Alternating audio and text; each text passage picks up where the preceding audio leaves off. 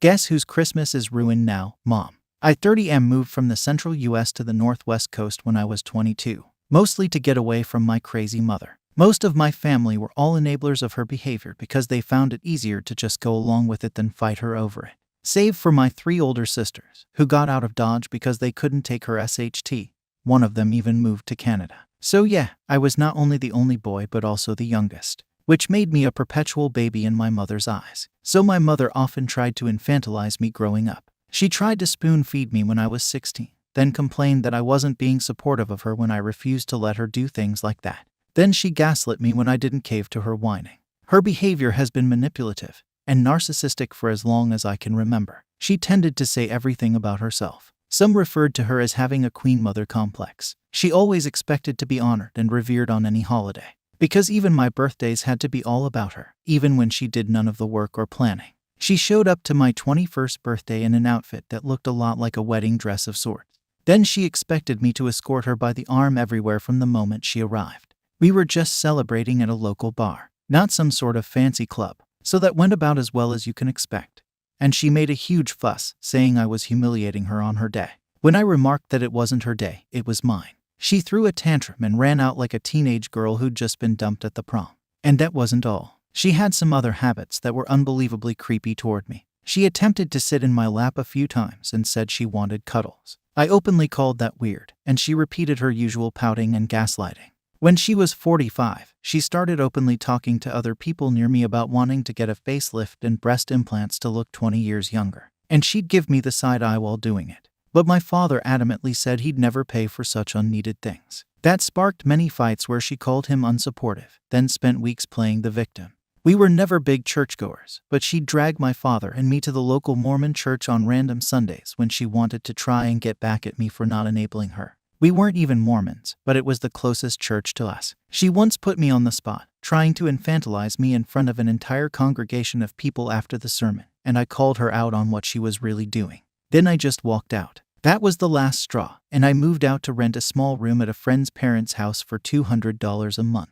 When I was packing to leave, she was begging me to stay almost the entire time. I told her I was her son, not her husband, and I was sick of the creepy way she was acting around me. I had my own life to live after all. She just ran away sobbing, and we didn't talk for months. I learned from my cousin that she was going around saying I'd come running back to her bosom any day. But when I didn't, she lost her SHT. My mother, even years after I became an adult, openly talked to me like a small child in front of other people and expected me to play along with it. And when I didn't, she'd first give me an expression like she was pleading with me. But I just stayed stone-faced. That made her grab me by the arm and try to drag me outside like a little kid to loudly whisper in my ear. But I always refused to let her go, and I even threw her off a few times when she refused to let go. And the last time she attempted that, she dug her nails into my shoulder. So I swatted her hand away so hard that there was a bruise left on it. That made her switch to mostly emotional manipulation. We both went to my uncle's birthday party, and while there, she was openly following me around and loudly talking to my aunt about the way I used to breastfeed as a child anytime she was close to me. And she even said she lamented that she couldn't still make me do that, then gave me that pleading look again. I wanted to throw up. My aunt was visibly disgusted, as I'd told her about a lot of the previous things, but I guess she never really believed it was as bad as I said until that day. When I refused to cater to my mother at the party, she eventually broke down and loudly stated that she was the matriarch and that what she says goes. Then she tried to order me to come to her like a little boy. I reminded her that I didn't live with her anymore, nor did I have to do as she said because I wasn't a child. And then several other family members backed me up for the first time ever, which actually shocked me. That made my mother screech at us all and then leave, only to call me multiple times later to try and gaslight me over the phone. I let it all go to voicemail. Before making the choice to leave my home city, I had a girlfriend there I really liked. We'd been dating for a few months, and she wanted to meet my family. I was skeptical and warned her about my mother, but she must have thought I was joking. Boy, was she surprised. My mother was especially passive and aggressive towards her when they met, because she was taking her baby away, as we both heard her say to a relative over the phone in the kitchen when she thought no one else was listening. And then later, while cutting a cake she baked, my mother gave my at-the-time girlfriend an eerie stare while holding a large kitchen knife. Needless to say, that poor girl couldn't deal with my mother for very long, and we ended things amicably soon after because she never wanted to risk having someone like my mother as a mother-in-law. Sadly, I had to completely agree. So when I told my mother I was moving over 1,000 miles away, she went ballistic. And she tried to latch onto me and say that she wouldn't allow it. But I threw her off and said she didn't have the power to stop me. I'd saved as much as I could for years, bought a truck and camper trailer, and spent another 2 years living out of said camper while working a simple job in Northern California. During this time, I didn't bother to keep in contact with any family at all. Eventually, I met someone new, and she and I are still together to this day. Though neither of us are really interested in marriage or children, when I finally broke the NC with my parents in 2016, I laid down some ground rules. They were to treat me with the respect of an adult. They would not pester my girlfriend. And they would not speak to me like a child or bring up anything from my childhood. Well, no surprise, my mother couldn't do any of those when we actually came to visit for Thanksgiving. So I told her I was done and not to bother calling me until she realized I'm a grown man. She tried to block the door and started quoting the Bible about how parents should be respected by their children. I told her she didn't respect me, so I wouldn't respect her. In December of that year, I got multiple calls, emails, and texts from her begging me to come to Christmas and not to bring my girlfriend. I said if she wasn't welcome, then neither was I. She called me unreasonable and called my girlfriend an interference in our special bond. And no woman should come between a mother and her son. Then she practically ordered me to go. When I refused, she started making empty threats of self-harm. I told her she could do what she liked with her own body, but I would not be coming to Christmas and would instead be spending it with my girlfriend's family. My mother said I'd regret that decision and ended the call in a rage. Well, 2 days before Christmas, the door to the small house my girlfriend and I were renting was kicked in by police, who were convinced that we were running a meth lab. We were detained and interrogated while police turned our yard into a veritable flea market, as a lot of our furniture and personal belongings were brought outside and arranged in rows to be inspected. They went through the house with a fine-tooth comb with drug-sniffing dogs and found nothing more than aspirin and some medication I had at the time for depression. Needless to say, they were visibly disappointed by that. I guess they'd hoped to get some big drug bust or something. It turns out this all happened because my crazy mother had called them and given details that were so accurate that she had to have been stalking us at some point. She claimed that I was using my camper as a front to sell meth. My guess is that she watched a lot of Breaking Bad. When the police found nothing in the house, both vehicles and the camper, they were forced to put everything back and let us go. Understandably, we were furious. But I couldn't really do anything other than file a complaint because they'd caused some damage to the house that my landlord was angry about. As a major stroke of karma, my mother was arrested during her own Christmas Day party in front of most of the family. The investigation later showed that she'd taken a flight to my state. And then she spent a few days following us around, taking pictures of me, my girlfriend, and our home. She'd broken in and photographed everything she could, right down to the underwear in my dresser. That was especially creepy. And police found she documented where I worked and what times my girlfriend and I were usually home or at our jobs. We're not really sure what her overall goal was, but it likely involved more than just trying to give me a scare with the cops. I filed for a restraining order, and my mother spent 2 years in jail for filing a false police report and stalking. While my mother was in lockup, I reconnected with my family, and they all admitted they'd known for years the way she was around me, and they were sorry about not doing anything to help, especially my father. He cried while giving me a huge apology over the phone. He filed for divorce after my mother was released from jail. And in the divorce, my mother got the house, mainly because my father no longer wanted it and agreed to let her have his share in it in exchange for a clean split. The court ruled he didn't have to pay any alimony anyway because they were already both retired. So he chose to move closer to me and now lives in the same state out of an Airstream trailer he'd already owned since the 90s along the West Coast. He said he spends his evenings sipping tea and watching the waves, and he couldn't be happier. My mother didn't take the divorce well and tried to draw it out. But several family members came forward with witness statements. My sisters all showed up to speak about what she was really like. And some relatives even had some recordings about the creepy things my mom used to say. On top of all that, it got out that my mother had not only cheated on my father but done so multiple times with different men. A few of them came forward during the divorce with proof. The judge ended up refusing to let my mother draw out the divorce any longer, and even her lawyer told her to let it go if she wanted to keep her pension intact. And when it was all over, my mother was basically left alone in the old family home. And hardly anyone wants anything to do with her anymore. She's reached out to me on several occasions. But I just told her this was the result of her own deeds, and now she'd have to live with it. She tried to say she was getting therapy. But I told her that she should have done that a long time ago, and I really didn't care anymore because she couldn't undo the things she'd already done. She just cried and hung up the phone. I haven't spoken to her since. TLDR, my crazy, controlling mother clung to me and infantilized me all my life, so I moved away. Then she refused to come home for Christmas because she couldn't accept my GF, so she stalked me and then called the police on me, claiming I was a drug dealer, to try and ruin my holiday. She got arrested on Christmas Day, then my father divorced her, and no one wants anything to do with her now. On my 21st birthday, my mother tried to act like she was my bride. This is a roller coaster. Anyone who's seen my original post knows the level of infantilizing insanity my mother had towards me. She practically wanted me to be attached to her hip and wanted me to be perpetually a child. This is only one of the many nasty things she did. I don't intend to make many posts, but with this story, I feel like I want to get away from my original post. It was late 2012, and I was turning 21. I was the last person in my friend's circle to reach that age. So we decided the best way to enjoy my birthday was to have it at a local bar. My mother didn't like this idea because she didn't think it appropriate. But the rest of the family told me to enjoy the day the way I'd like. So I decided the bar was what I wanted. My mother did call me a few times, asking me to change my mind.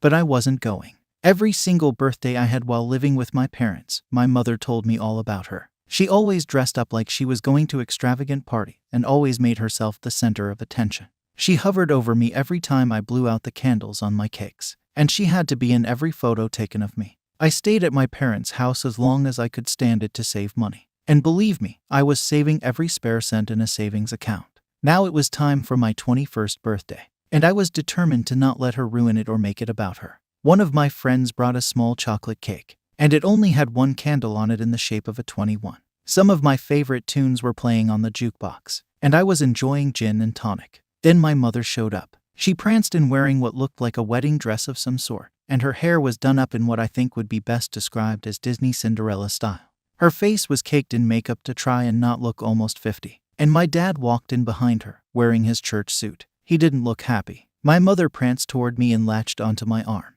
And when I say pranced, I mean pranced. She had a hop with every step, but I pulled away from her and made her let go. I adamantly said I was not going to be holding her arm, and I was going to enjoy my birthday the way I saw fit. She didn't like hearing that and still wanted my arm. Every time I got up to try and do anything, she latched onto me and tried to parade me around. One guy there I didn't know made a joke that we looked like such a happy couple. My mother blushed, like she was my girlfriend or something. That made me snap, and I called out what the guy said as disgusting. And I was not marrying my crazy mother. My mother then gave me a shocked and then saddened look, like her inner world had just crumpled.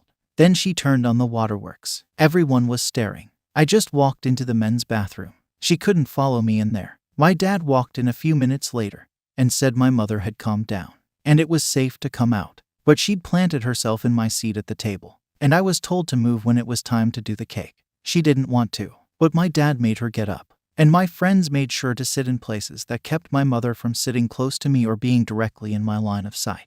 My best friend lit the cake, and before I could blow it out, I noticed my mother was hovering creepily close behind me. I snapped and told her she wasn't going to do this to me again, and to sit down or go away. She started making a scene, and my dad had to make her stop. Lots of people around the bar were looking at my mother and laughing. She started doing that kind of angry squinting where you expect tears any second. Then I just sat back down. My friends took pictures of me and made sure my mother wasn't in a single one of them. Not for lack of trying, anyway. My mother finally hit her breaking point when I got to start dancing with a girl while a live band played. We picked that day to have the party because a local band was there in the evening, and they were playing some great classic rock. I started dancing with a nice red-haired girl when my mother suddenly grabbed me by the arm and started forcibly trying to dance with me. I had to pry her off, and she screamed at me so loudly that my ears were hurting, and the band stopped playing. She tried to grab me by the ear like she used to when she scolded me, but I slapped her hand away. She screamed at me that I was embarrassing her on her day. I retorted that it wasn't her day. It was never her day. It was mine. She yelled that she gave birth to me, and that made her day. I said that was not how it worked, and that this was my day and my day alone. And then my friends all backed me up. The band was even telling my mother off. One even called her a hag, if I recall correctly. Suddenly she was looking everywhere at everybody, and you could finally see how much of a scene she was making. I don't know if you've ever seen everyone in a bar go dead silent while staring at one person, but they did. And one of the employees just pointed to the door and told her to leave. The girl I'd been dancing with, seemingly on cue, also grabbed my arm and told me to just ignore my mother and have a good time. My mother then had a mental breakdown and ran out of the bar, loudly crying like a girl who'd just had her prom day ruined. My dad did not follow. Instead, he just ordered another beer. The rest of the evening was a blast because, after the bar, we all went back to my best friend's house and played old video games. Drunk Mario Kart is surprisingly fun. The next time I saw my mother, she acted like the events of my 21st birthday had never happened. And on my 22nd birthday, I celebrated the same way, at the same bar. My mother showed up for that one too. But she didn't try to pull any of the same crap she did before. And she walked out in the middle of the party when I was dancing with my then girlfriend. Later that year, I moved away, and my mother hasn't attended one of my birthdays since. My mother, the infantilizer, argued with a judge because she felt she'd done no wrong. While I did press charges on my mother for stalking me and trying to frame me as a drug dealer, I didn't want to spend much time in court because that meant being near her. So the events I'm about to describe are half from me and half from my dad. They probably aren't very accurate. It was 5 years ago. So please don't savage me if anything sounds off. It's something I've mostly tried to put behind me. To start off with, my dad actually didn't know that my crazy mother had taken a flight to my state to stalk me. She claimed to him that she was just going to take a small vacation away from everyone for her own mental health. And she never said where she was going. And my poor dad didn't know what she was about to do, or he'd have warned me. My mother then spent several days secretly following me and my girlfriend around with her smartphone.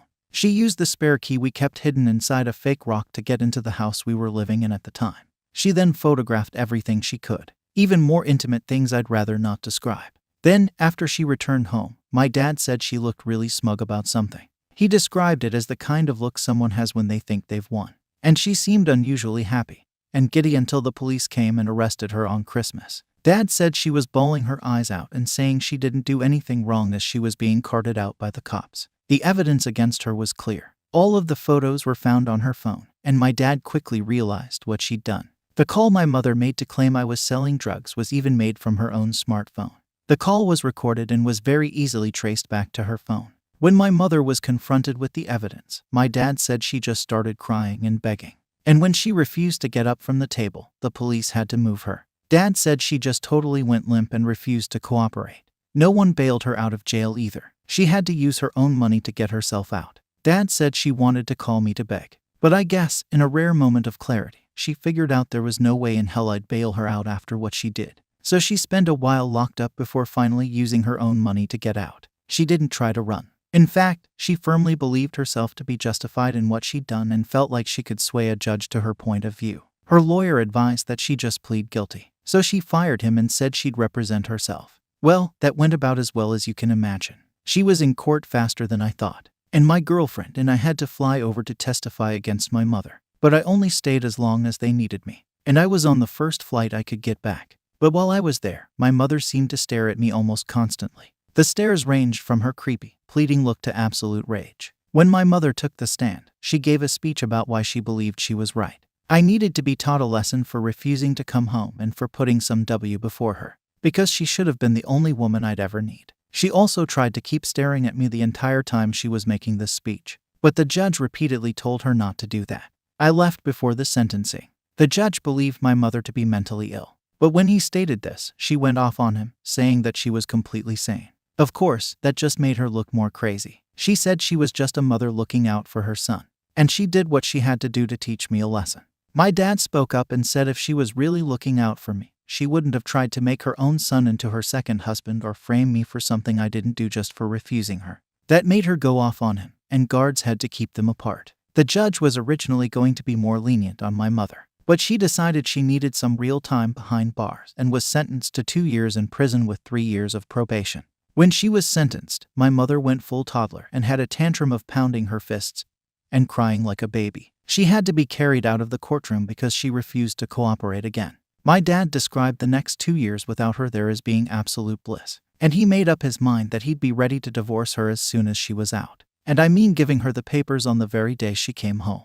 And that was the same day he left that house for good. He owns an Airstream trailer and parked it at a friend's house. From there, he spent months fighting my crazy mother in the divorce. That's when more crazy stuff about her came out. My dad eventually won and moved to my state with his trailer as soon as he could. Aside from a few rare phone calls from her, I've not associated with my mother again. And neither has my dad. He spent some time just living as a retired man on the coast. But then he decided to get a simple part-time job in a fish cannery because he was bored. He says it pays the bills. And he's made a lot of friends. He's happy. And I'm happy he's happy. I visit him on weekends when I can.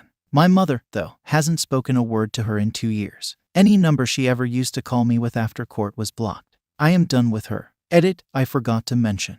When I took the stand against my mother, I spilled my guts on all the creepy SHT she did to me. All the stuff from my first post came out, and I had to make myself stop. Everyone but my mother in the courtroom was openly disgusted. And my mother just started crying the moment all eyes were on her. The part where I told everyone she'd called my GF an interloping W to some imaginary special bond. She perceived us as having really struck a nerve as I became furious just speaking of it. My mother defended herself and tried to say we did have that borderline incestuous bond. But I stated that it was all in her head and always was. That made her have a breakdown, and court had to be ended for the day soon after that. I wasn't needed there anymore and flew home with my girlfriend that very night. The last stand of the infantilizer. Hey all, this should be my final update. And it's going to be a rough one. For all of you who said my mother would try whatever she could to contact me after her probation was over, you were exactly right. In 5 years, she still has not let go of whatever crazy has been floating around in her head. And she was still after me with the same incestuous mentality she had before. Here's what happened. My aunt contacted me and said that my mother was looking to hire a private investigator to find me since no one in the family would tell her where I was. Fortunately, she was just blowing hot air with that because she couldn't afford a pie without losing a chunk of her retirement saving.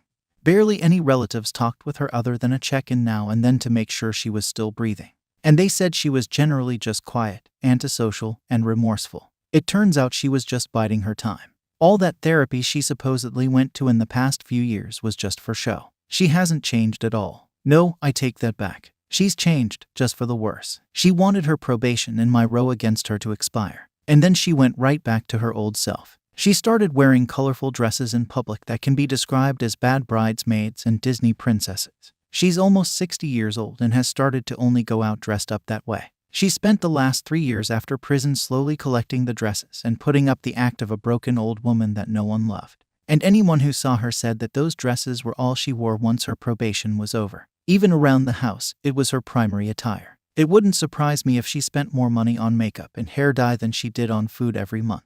To that end, she also went nuts with the keto diet to lose weight this past year. And she admittedly lost a lot. But she cakes her face in makeup and does up her hair in all the ways you'd expect someone in the most extreme denial about their age to be doing. My aunt sent me some photos of her, and they were far worse than how she looked on my 21st birthday. Imagine a thin Disney version of that woman from the Drew Carey show who caked her face in makeup every episode. That's the infantilizer. A lot of you would say right now to just stay in contact. But that was easier said than done.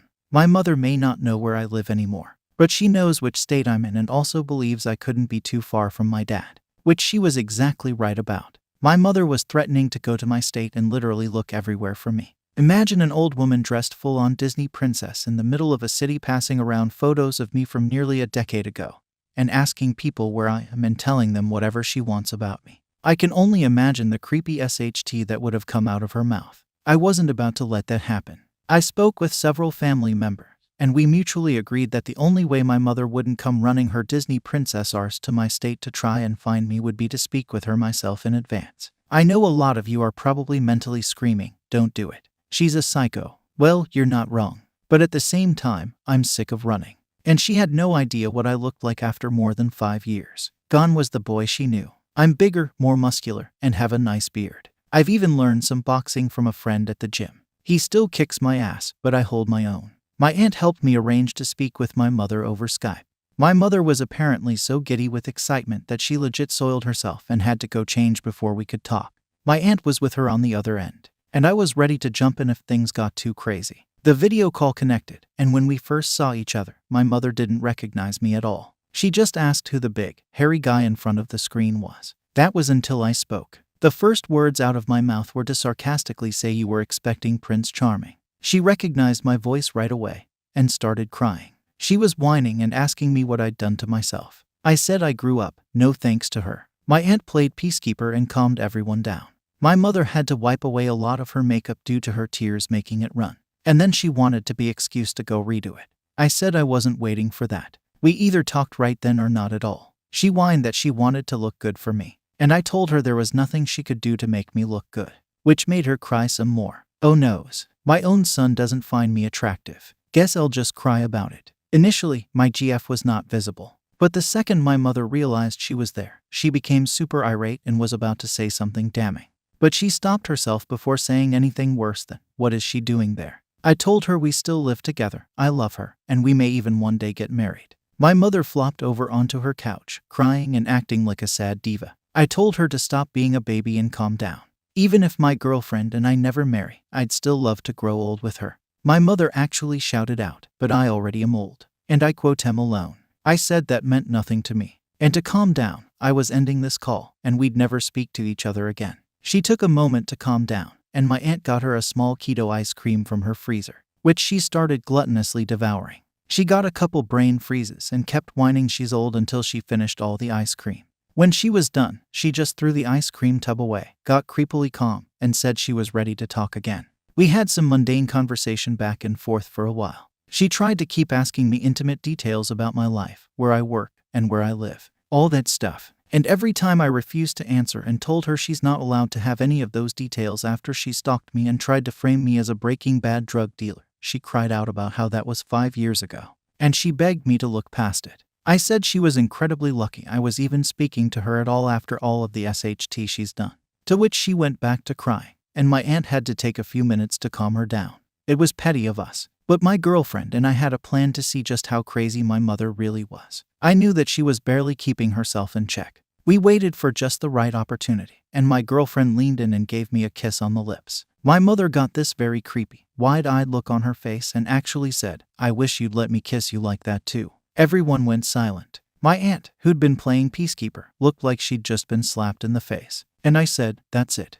I'm done. You haven't changed at all." My girlfriend hugged me, and I embraced her while saying she was my one and only. My mother lost her SHT at that and started screaming. That's when I slammed the laptop closed and shut it off. My aunt, on the other end, had it very rough. My mother started attacking her like a lunatic, and the police had to be called. My mother ended up in a psyche hold because she attacked the police too. It must have been like a scene from a horror movie or video game with an old woman in heavily smeared and runny makeup and a Disney princess dress attacking people like a wild animal. The police arrested her after shooting her with pepper spray, and soon enough she was thrown into a psyche ward. She's already been in there for a few months now and has been deemed a danger to herself and others. After being locked up, my mother started threatening self-termination if I didn't come to see her. She also demanded to have her makeup and dresses allowed, which was obviously denied. My aunt was initially the only one who went to visit her, and somehow she was given my mother's legal power of attorney. I don't know the ins and outs of how, but I don't care either. My aunt has told me my mother seems truly broken now.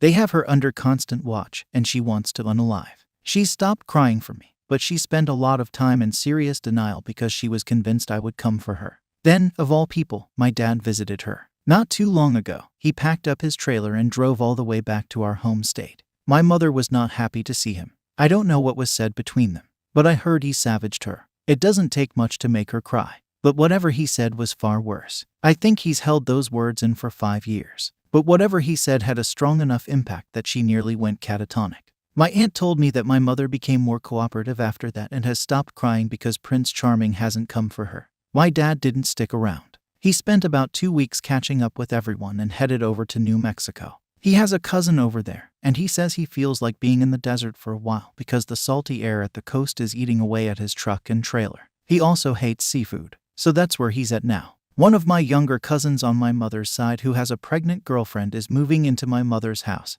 and will keep up with the maintenance, bills, and taxes for it in exchange for not needing to pay rent. And they may be able to stay there as long as my mother is locked up or until she passes away. Either way, I wouldn't want to live there, even if I were to leave the house when she passed. I just want nothing to do with her. I'm happy my mother won't be coming to look for me. But at the same time, I'm completely indifferent to the fact that she's been locked up in a padded cell. She lost any feelings of care I had for her a long time ago, and I'd have beaten the SHT out of her myself had she come after me again. It looks like I may never need to do that, though. If she ever gets out of there, I'll be applying for another restraining order right away. But I and my aunt are fairly confident she'll be locked up for a long time. Maybe for the rest of her life, I hope. Thank you for watching the video.